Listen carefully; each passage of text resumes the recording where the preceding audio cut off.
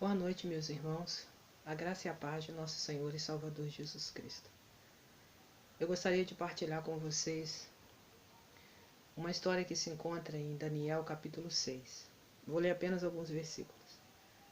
Que diz: Pareceu bem a Dario constituir sobre o reino a 120 sátrapas que estivessem por todo o reino, e sobre eles 3 presidentes, dos quais Daniel era um, as quais estes sátrapas dessem conta para que o rei não sofresse dano.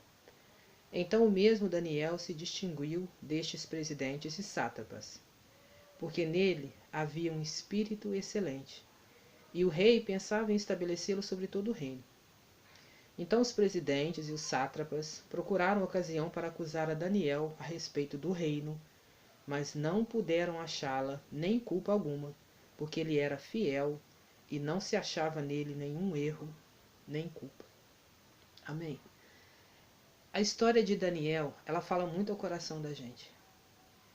Primeiro, porque a gente tem mania de dizer que nós não devemos viver no meio do problema. Nós somos esse tipo de pessoas. Nós achamos que se nós estamos no meio de pessoas que nos perseguem, que nos odeiam, que nos tratam mal, que nós deveríamos fugir daquele lugar. Quantas vezes eu escuto pessoas dizerem: eu tenho uma fulana no trabalho que está me perseguindo, mas isso é porque eu sou crente. Eu tenho um ciclano na onde eu trabalho, na minha escola, que ele está me perseguindo, mas isso é porque eu sou crente.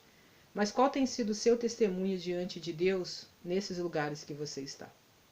Porque muitas vezes a gente diz que o problema é o outro. Mas Daniel, ele foi levado cativo quando ele era muito novo ainda. E ele o tempo todo, ele se manteve fiel ao Deus que ele servia. E ele foi exemplo.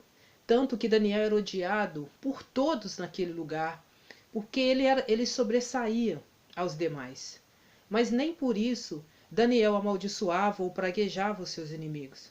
Nem por isso Daniel dizia: eles são os endemoniados ou eles são os filhos de Satanás. Pelo contrário, Daniel ele continuava a sua vida diante de Deus da mesma maneira que ele vivia antes de ser levado cativo para a Babilônia.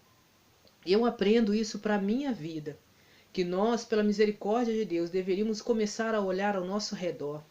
E se há realmente pessoas te perseguindo, porque o verdadeiro cristão vai ser perseguido de uma maneira ou outra, de uma forma ou outra.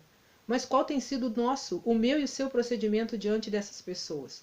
Como é que você tem agido diante da perseguição? Como é que você tem agido?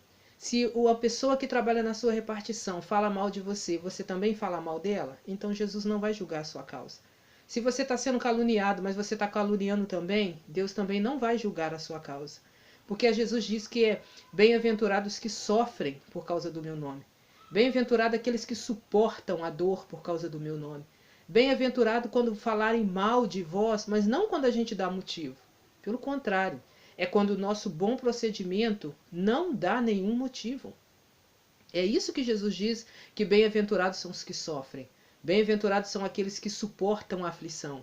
Bem-aventurados são aqueles que, quando perseguidos, não maldizem. Aqueles, quando são maldizentes, eles não maldizem, eles bendizem os seus perseguidores. Por isso, meu irmão, que possamos ser como Daniel. Que a nossa vida venha verdadeiramente ser olhada pelos nossos inimigos e eles ficarem com vergonha por nos perseguirem. E não que nós venhamos a entrar no mesmo patamar que eles estão. Porque se nós é que somos a luz, então que a gente comece verdadeiramente a ser a luz. A começar orando por aqueles que te perseguem, a começar bendizendo aqueles que te maldizem, a começar louvando aqueles que não louvam você, porque assim o Senhor tomará a sua causa para si. Amém? Gostaria de orar por você para que Deus te abençoe, em nome de Jesus. Senhor Deus e Pai querido, nós colocamos a vida, Deus, de cada um dos teus filhos diante de ti. E te pedimos, Senhor, em nome de Jesus, fortalece os teus filhos. Ensina cada um de nós, Pai, a sermos verdadeiramente, Deus, cristãos. Tira dos nossos lábios, Deus, a provocação.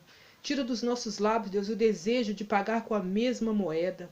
Ensina-nos, Deus, pela tua misericórdia e pela tua graça, a sermos mais parecidos com Cristo, o nosso Senhor. Ajude-nos, Deus, a não envergonhar o teu santo nome com o nosso mau testemunho. Perdoa, Senhor, as nossas transgressões e nos capacita, Deus, a viver para a Tua glória neste mundo e no outro por vir. Em nome de Jesus. Amém.